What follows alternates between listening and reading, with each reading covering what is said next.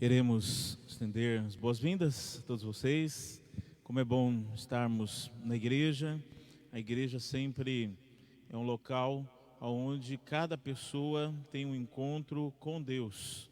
Cada vez que estamos aqui na igreja, Deus ele fala conosco através da música, através do texto bíblico. Deus ele fala constantemente com cada um de nós. É isso mesmo, e queremos que Deus fale mais conosco, amém? Neste sábado, nós estamos em todas as igrejas adventistas de toda a América do Sul. Estamos falando sobre um tema muito significativo para a sociedade, porque ele fala de que eu e você podemos fazer a diferença. Eu e você podemos ali a cada dia crescer, nos desenvolver como pessoas e fazendo sempre o bem, sempre fazendo a diferença no contexto de tratar melhor as pessoas que estão ao nosso redor, principalmente as pessoas que nós amamos, que é a nossa família. Então o tema proposto para esse sábado é o Quebrando o Silêncio. Eu vou pedir que entreguem essas revistas aos nossos irmãos. Aqui, muito importante você ler esse material, é muito importante você ver as possibilidades do que você pode fazer para assim ajudar muitos que estão sofrendo. A igreja normalmente trabalha da seguinte forma: nós falamos não para toda e qualquer forma de agressão, quer seja verbal, quer seja física. Muitos praticam agressão física e muitos acabam seguindo para agressão verbal. Nós trabalhamos sempre com a cortesia, com a bondade. E eu sei que muitos têm uma natureza muito irracível, uma natureza ruim mesmo, e que precisa ser subjugada pelo Santo Espírito. Então, o grande desafio de cada um de nós é sermos pessoas moldadas por Deus.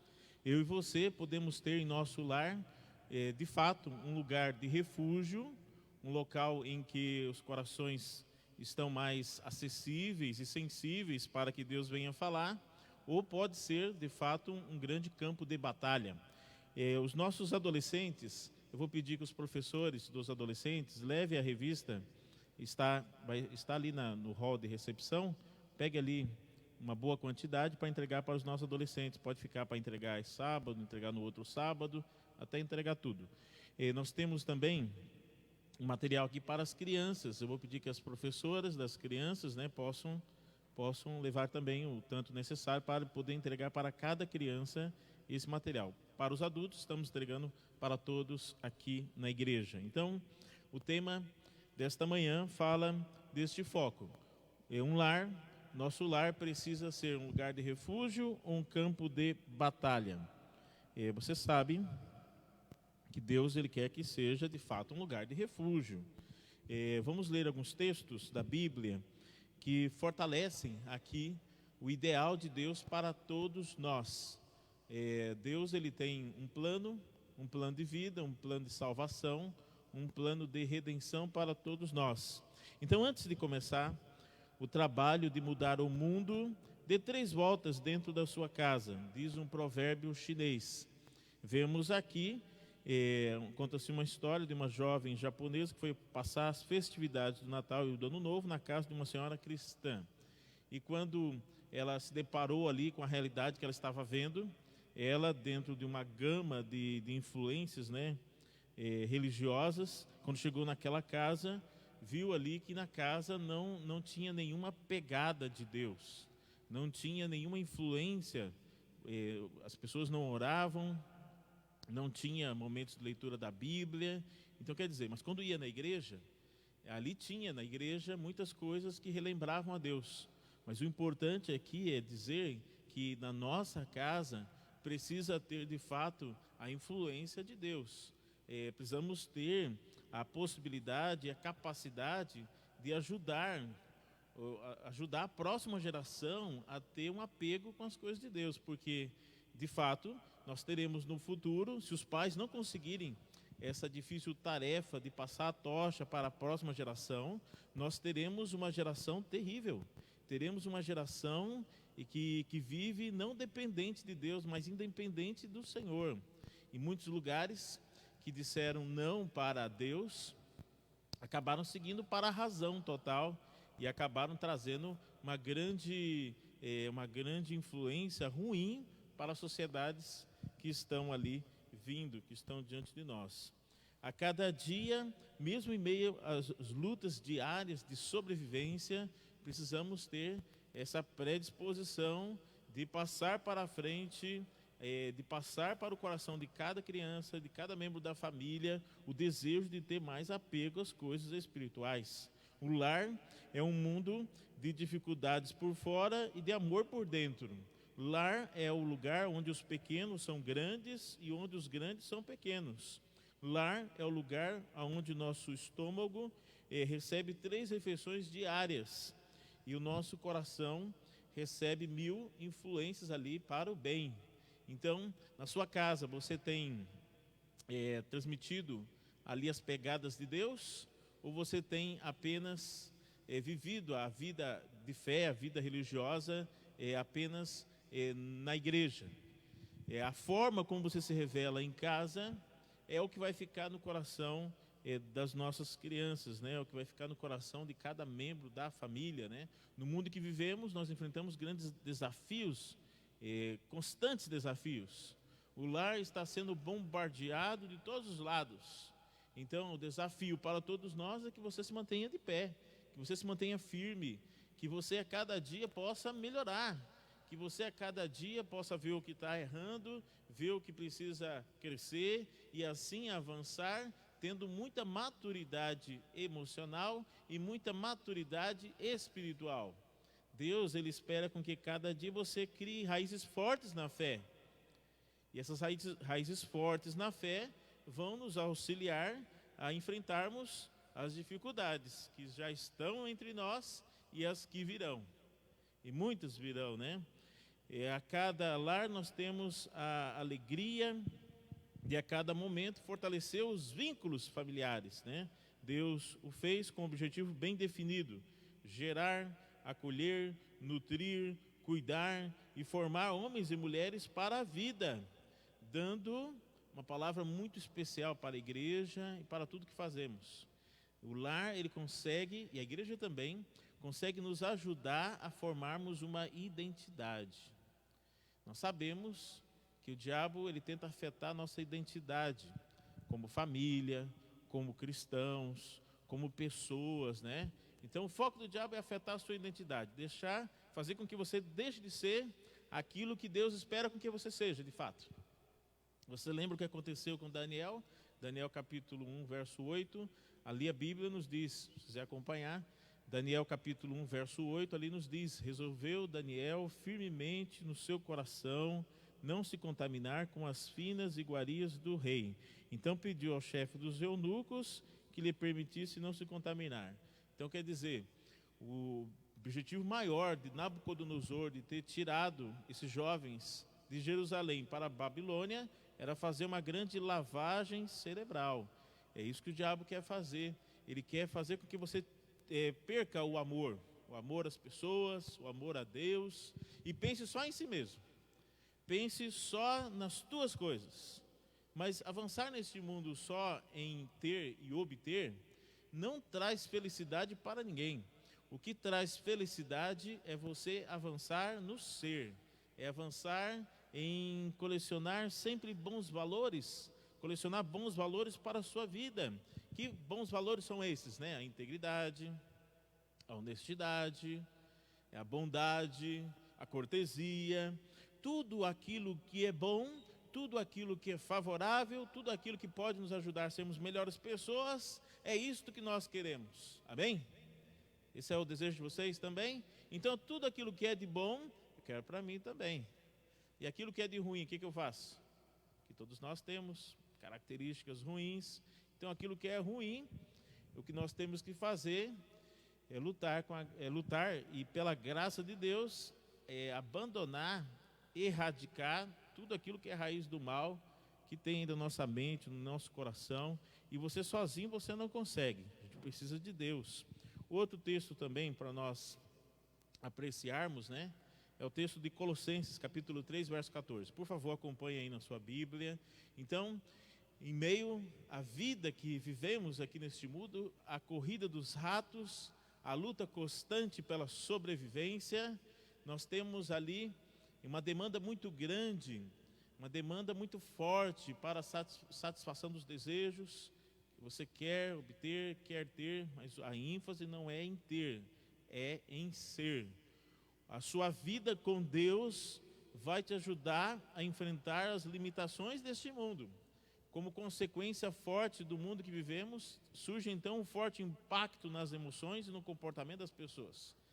Em meio à pandemia que estamos vivendo, muitos acabaram ali tendo dificuldades emocionais, conflitos emocionais, que acabaram desencadeando doenças psicossomáticas, doenças da mente, crise de ansiedade, crise de angústia, sofrimento sem fim. Então Deus, Ele oferece cura, Ele oferece restauração para toda e qualquer pessoa que precisa, para toda e qualquer pessoa que necessita. Como consequência de um mundo infiel, ou você avança avança no sentido de buscar a paz. Deus nos chamou para sermos propagadores da paz. Deus nos chamou para criarmos pontes e não para destruir pontes. O lar, ele precisa ser um lugar de refúgio, um local em que você vai obter forças emocionais, você vai recarregar suas baterias emocionais para poder enfrentar a vida. Se existe algo no mundo que é um norte para a vida de cada ser humano, é o nosso lar, quando está sendo submetido à guia do Santo Espírito. Ou o nosso lar, ele vai ser um lugar de refúgio, um lugar de paz, ou vai ser um lugar de guerra, vai ser um local de conflitos, E Deus espera com que você tenha isso na mente, isso no coração, e transmita paz mesmo em meio à tempestade aqui deste mundo. Deus nos chama para realizar maravilhas, Deus nos chama para fazermos a diferença, Eu volto a repetir, o lar é um mundo de dificuldades por fora e por amor por dentro. Deus nos convida para crescermos, Deus nos convida a fortalecermos os vínculos, E transmitirmos Deus, porque se você conseguir transmitir qualquer outra coisa e não transmitir a herança genética espiritual, então nós teremos uma geração fraca, uma geração que não vai ter muito apego à Bíblia, uma geração que não vai ter muito apego à oração, uma geração que quando olha para a igreja diz, a igreja é coisa do passado, eu não preciso nem ir mais na igreja, quando eu quiser ouvir alguma coisa eu escuto ali pelo YouTube e outras redes sociais.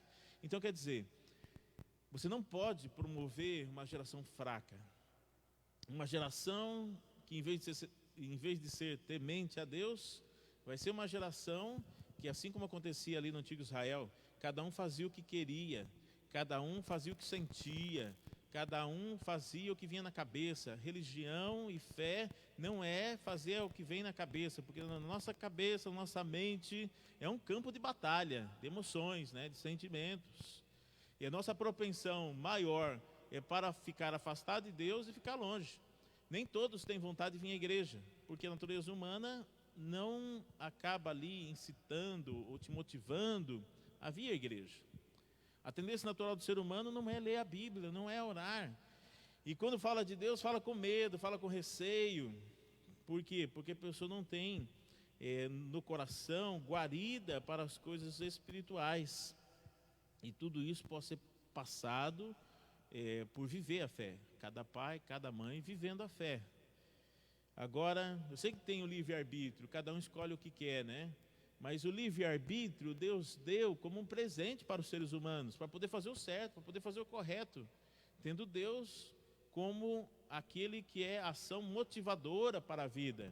Quando nós fazemos isso, nós iremos obter o remédio para a solidão, o remédio para o desespero da alma, o remédio para a cura da ansiedade louca, que vem na vida de todos nós. Muitos estão acorrentados ao passado, e Deus quer que você se liberte disso, amém? Muitos estão acorrentados, quando estão acorrentados ao passado, é por causa das culpas, por causa dos erros e desacertos. mas Deus quer que você se liberte disto. Deus, Ele quer que você tenha uma visão especial do dia de hoje. O dia de hoje Deus deu para cada um de nós como um lindo presente para você ter a alegria de escolher certo, acertar mais, errar menos. E muitos são escravos do futuro, pela ansiedade, pela angústia. Eu não sei o que vai acontecer comigo daqui 1 ano, daqui 10 anos, daqui 6 meses, daqui 1 mês ou daqui 1 dia. Nós não sabemos, mas já que eu não posso ser escravo do futuro, aproveite melhor o dia de hoje, faça boas escolhas, porque aquilo que você escolher agora vai afetar os teus próximos 10 anos. É isso mesmo. O que você escolher agora, quer seja bom, quer seja ruim, vai trazer alegria ou vai trazer infelicidade para muitos de nós. E querendo ou não, isso acaba afetando quem está ao nosso redor. O texto de Colossenses capítulo 3, verso 14, uma parte do texto diz, né? Acima de tudo isto, porém, esteja o amor, que é o vínculo da perfeição. Então, o fio escarlate que liga texto após texto da Bíblia e que liga cada coração é aqui a base do amor. A base do amor vinculada aqui, o amor a Deus, o amor às pessoas. Nós precisamos crescer muito nisso, no amor a Deus, no amor às pessoas, né? A gente sempre olha para o apóstolo Paulo como um grande teólogo, mas em alguns momentos ele demonstra ser alguém muito sensível. Ele demonstra ser alguém muito sensível ao amor, aos relacionamentos, pois ele coloca o amor como a mais importante das virtudes para os seres humanos, como se fosse um elo fundamental para solidificar os relacionamentos. O amor aqui, amigos, é a lente que nos permite ver as pessoas muito além de seus valores físicos, materiais e até mesmo profissionais. E se a pessoa tem dificuldade de enxergar corretamente, por mais que na vida a vida que estamos vivendo aqui, às vezes a lente fica meio desfocada, Deus, Ele espera com que pela graça divina você acerte o foco.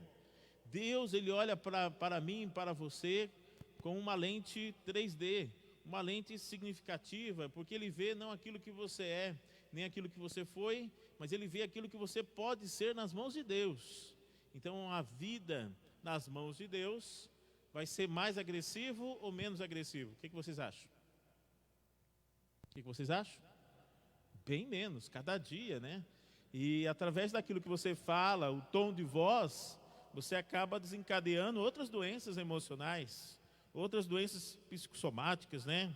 Deus espera com que você tenha suavidade na voz, para que assim você possa criar, possa gerar, possa nutrir, possa acolher e possa cuidar e possa desenvolver pessoas melhores do que você.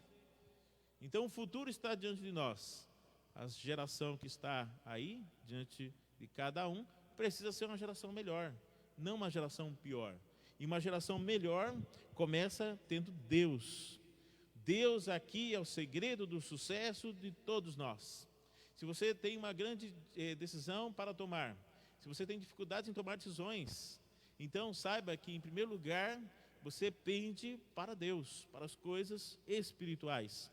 Isso vai te dar forças, vai te dar ânimo para poder avançar e ser uma bênção, ser luz. Landers, ele escreveu a seguinte frase: se houver amor em sua vida, isto pode compensar muitas coisas que lhe fazem falta. Caso contrário, não importa o quanto tiver, nunca será o suficiente.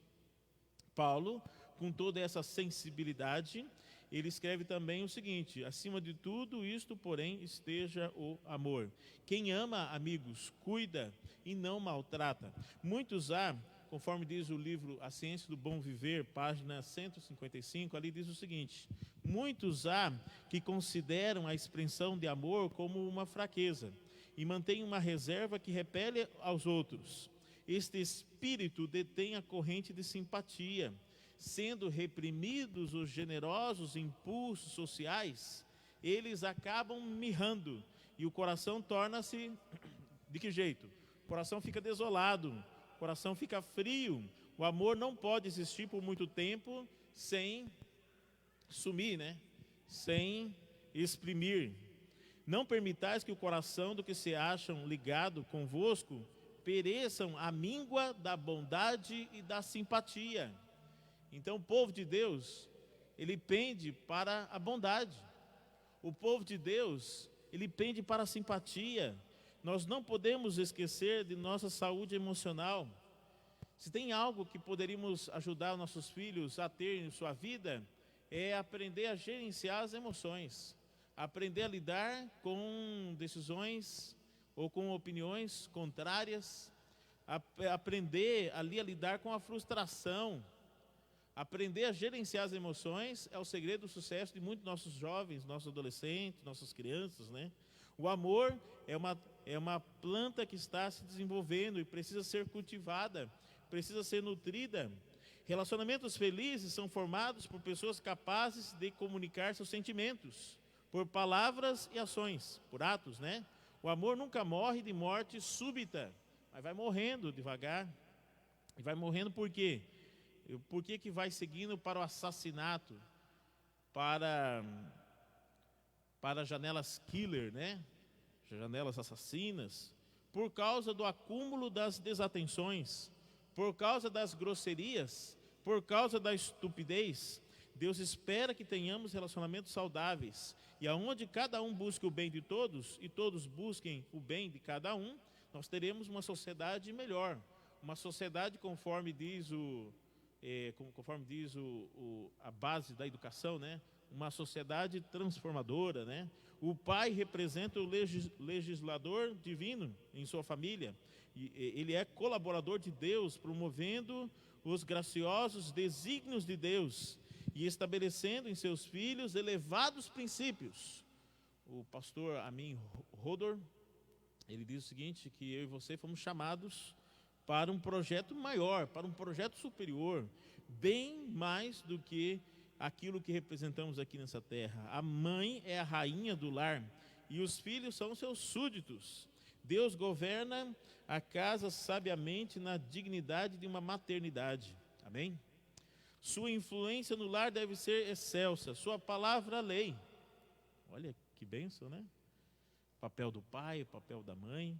Os filhos devem ser ensinados a considerar sua mãe não como uma escrava, cujo trabalho seja servi-los, mas como uma rainha que deve guiá-los e dirigi-los, ensinando-os linha a linha, preceito a preceito. Então, amigos, Efésios capítulo 6, verso 4, ali nos diz: e vós, pais, acompanhe o texto, por favor.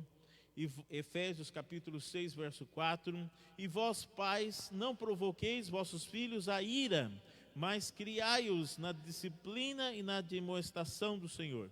Então a disciplina é fundamental no desenvolvimento moral, social e espiritual da criança. Se existe uma inteligência que precisa ser desenvolvida cada vez mais em cada um, é a inteligência não apenas emocional, mas a inteligência espiritual. Disciplina aqui é bem diferente de violência, seja verbal, seja física. Muitos falam, estou educando aqui desta forma porque eu aprendi dessa forma, maltratando, ou machucando, ou agredindo, mas disciplina não é isso. Disciplina é muito mais que isto. Disciplina vai te conduzir no contexto moral, ético, social, espiritual. Quem ama, amigos, quem ama, respeita. Esta é uma palavra forte para os nossos dias. Respeito. E não agressão. O respeito leva cada um de nós a tratarmos a outra pessoa com honra, com dignidade. Texto bíblico, 1 Pedro capítulo 2, verso 17. Tratai todos, de que jeito? Com honra. Acompanhe aí o texto. Não permita com que o frio congele as suas mãos. Aí diz, 1 Pedro capítulo 3, verso 17. Tratai todos com honra, com respeito, né? Amai os irmãos, temei a Deus e honrai. Palavra aqui que se destaca. O respeito aqui é uma consequência do amor. Quem ama, valoriza as pessoas e trata com dignidade. Trata com respeito. O respeito, amigos, elimina agressões verbais. Elimina agressões emocionais. O respeito aqui elimina agressões físicas. Então, eu demonstro respeito a uma pessoa quando dou atenção ao que ela está dizendo. Quando promovo diálogo sem precisarmos alterar a voz para ser ouvido. eu cumpro ali as promessas feitas, eu aceito as diferenças que existem entre nós, eu respeito a individualidade do outro. Não posso me esquecer de que individualidade não significa independência ou individualismo, né? Cada um pensando só em si. A pessoa diz, eu quero investir na minha felicidade, eu quero investir nas minhas escolhas, eu quero investir nas minhas decisões. Então quer dizer, individualismo, né? Individualidade é coisa boa, é importante cada um ter o seu papel, o seu panorama e assim crescer e assim avançar. Mas quando você tende para o individualismo, a pessoa só pensa só em si. Eu quero investir na minha felicidade, eu quero investir naquilo que eu gosto, eu quero investir naquilo que me faz feliz. Então a pessoa acaba pendendo, acaba seguindo para apenas alimentar o seu ego, alimentar o seu eu. E o nosso eu, quando não é escravizado e guiado pelo Santo Espírito, então a gente vai fazer muita besteira. A gente vai seguir em caminhos muito tortos, né? Amigos, o respeito aqui vai te ajudar numa concordância, num diálogo, né? Se submeter a coisas erradas não é respeito. Existe uma base segura para o respeito na vida cristã. As palavras impacientes ferem o respeito próprio, né? Os que condescendem com tal linguagem hão de experimentar como resultado vergonha, perda de respeito próprio, que depois que perde é difícil de recuperar, e da confiança em si mesmo. Então quer dizer, vai perder a autonomia e terão como resultado um amargo remorso e desgosto, por se haverem permitido perder o domínio e falar desta maneira. Que maneira? Palavras impacientes acabam ferindo o respeito próprio, né? Os pais não devem usar palavras impensadas. Por quê? Porque uma vez que proferiu, uma vez que lançou ao ar, então quer dizer que os resultados eles virão, e muitas vezes quando não foram palavras boas, trarão amargura para a vida familiar. Não permitais que escape de vossos lábios nenhuma palavra de mau humor, de aspereza, de ira. A graça de Cristo, amigos, espera vosso pedido. Seu Espírito Santo, ele pode ajudar nosso coração ruim a ser um coração bom. É por isso que teve um momento que Davi disse, cria em mim, ó Deus, um coração puro, cria em mim, ó Deus, um espírito reto. Porque ele olhava para si mesmo, ele via que ele não era algo bom, era algo ruim, era algo terrível.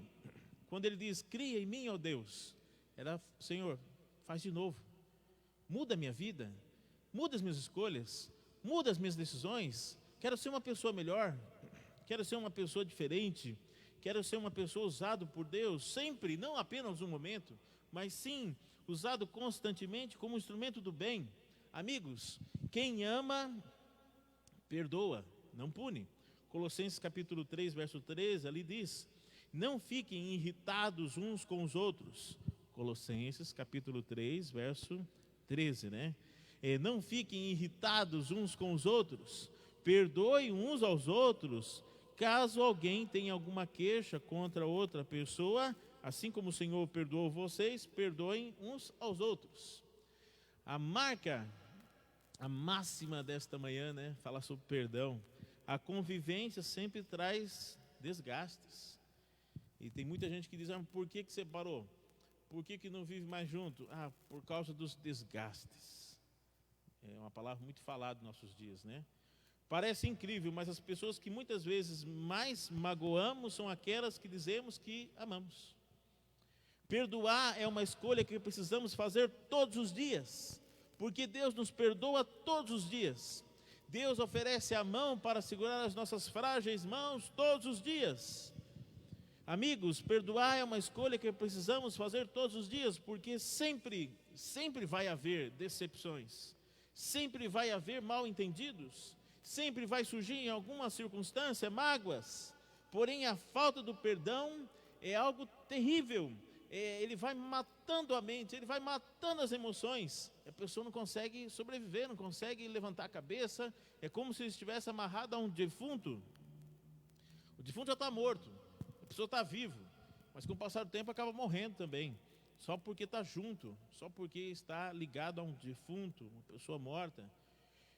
Amigos, a falta de perdão mata nossos relacionamentos, mata o diálogo, mata ali a criatividade, mata ali o sorriso, a alegria, mata a alegria dos olhos e o brilho do coração.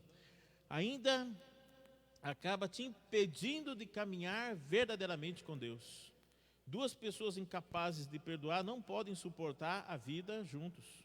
Muitos casamentos são destruídos porque um dos cônjuges, é incapaz de perdoar. Uma pessoa que traz constantemente à tona algo ofensivo que o cônjuge disse ou fez no passado, como uma grande lista: você fez isso, você fez aquilo, e fez isso há 10 anos atrás, mas estou trazendo de volta aqui para ter o mesmo sentimento que eu tive 10 anos atrás. Então essa ideia de ter uma lista com os seus erros e ficar lendo e relembrando, isso não faz bem para ninguém. Isso traz sentimentos ruins, isso causa desagrado das emoções e não há crescimento. Então é por isso que a Bíblia fala muito sobre perdão. Perdão aqui, amigos, é um dom de Deus para a nossa vida, amém? O livro Parábolas de Jesus, comentando o texto, diz: se porém não perdoardes aos homens as suas ofensas, também vosso Pai vos não perdoará as vossas ofensas. Se você tem dificuldade de perdoar, pode ter certeza que quando chegar a sua vez, você pode ser barrado. Se você tem dificuldade de perdoar, como que Deus vai poder te perdoar? Começa por você. Nada pode justificar o espírito irreconciliável. Aquele que não é misericordioso para com os outros mostra não ser participante da graça perdoadora de Deus. É por isso que Romanos capítulo 8, verso 9 nos diz: mas se alguém não tem o Espírito de Cristo, a mente de Cristo, o coração de Cristo, esse tal não é dele. A pessoa vive mais numa alienação, vive mais distante, separado de Deus do que junto a Deus. 4 importantes questões sobre o perdão. Primeira ideia, Deus sempre nos oferece perdão. Eu não mereço, mas mesmo assim Ele oferece perdão. Texto bíblico de Efésios, capítulo 4, verso 32, nos diz: antes, sede uns para com os outros benignos, bondosos, compassivos, perdoando-vos uns aos outros, como Deus em Cristo vos perdoou. Então, antes mesmo de errar, Deus já estava perdoando. Por quê? Porque Ele não vê aquilo que você é, mas Ele vê aquilo que você pode ser. O perdão, amigos, além de a gente ter essa visão teológica, de Deus perdoar, Deus aceitar, Deus levantar, Deus suster, Deus trazer um suporte. Saiba também, amigos, que o perdão é libertador. Salmos 32, verso 1 diz, para aquele que aceita, para aquele que crê, diz o seguinte: bem-aventurado aquele cujo pecado é perdoado, cujo pecado é coberto. Por quê? Porque a pessoa buscou refúgio em Cristo e passou a ter uma nova vida. Perdão gera mais perdão. Mateus capítulo 6, verso 14 nos diz: porém, porque se perdoardes aos homens as suas ofensas, também vosso Pai Celeste vos perdoará. Se porém não perdoardes aos homens as suas ofensas, tampouco vosso Pai vos perdoará os vossos delitos, as vossas ofensas. Perdão, amigos, não tem limites. Tem um momento que Pedro estava ali diante de Jesus. Então Pedro, aproximando-se, lhe perguntou: Senhor, até quantas vezes meu irmão pecará contra mim que eu lhe perdoe? Eles tinham uma cota, eles tinham um limite, 7. Então até 7 eu aguento, até 7 eu suporto, mas depois disso, aí vem o velho homem, Aí Jesus disse: não digo que até 7 vezes, mas até 70 vezes 7, algo infinito, É algo que a gente não consegue contar. Homens e mulheres podem atingir um ideal de Deus a seu respeito ao tomarem a Cristo como seu ajudador. O que a sabedoria humana não pode fazer, sua graça vai realizar em nossa vida. Quando permitirmos que Deus dirija nossos relacionamentos afetivos, sociais, emocionais. Então, amigos, nós encontramos um real sentido para a vida que vai nos ajudar a sermos felizes. De verdade. Neste mundo nós não encontramos felicidade em nada, nem em coisas. Felicidade está em entregar a vida a Cristo. Felicidade está em permitir com que Deus guie a sua mente, conduza os seus pensamentos e te ajude não apenas a você sentir a felicidade, mas promover felicidade para outras pessoas. E se está faltando amor em sua vida, pode ter certeza que Deus pode ajudar a restaurar. Amém?